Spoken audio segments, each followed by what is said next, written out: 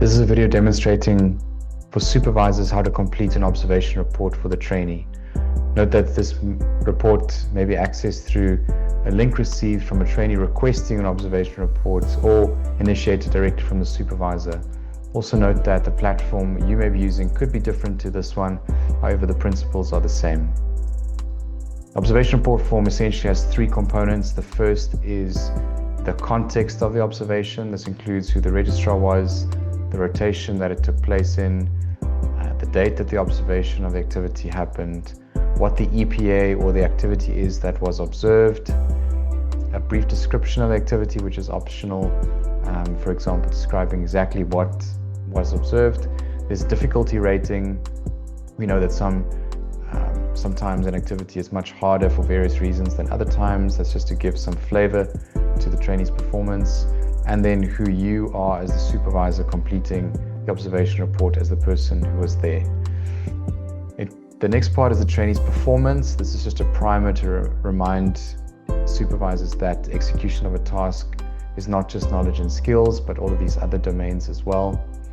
There's a space to describe the trainee's ability narratively in terms of what they could do independently and what they still needed supervision for. Probably really important part of the form is this, where supervisor gives a prospective entrustment supervision rating. So the next time the trainee does this activity, theoretically, how much supervision do they need? We know that we often supervise trainees routinely, especially for daytime activities, but this is saying theoretically how much supervision do you think they would require?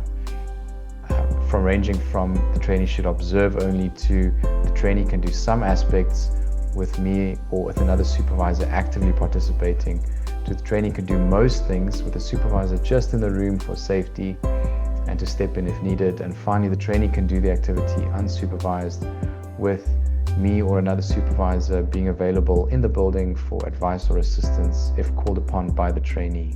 And finally, the trainee can supervise others.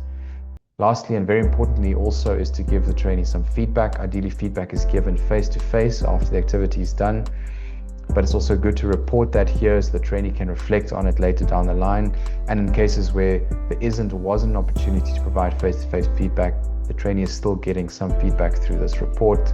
So firstly, at least one thing the trainee did well, and secondly, one thing that you think the trainee can do differently.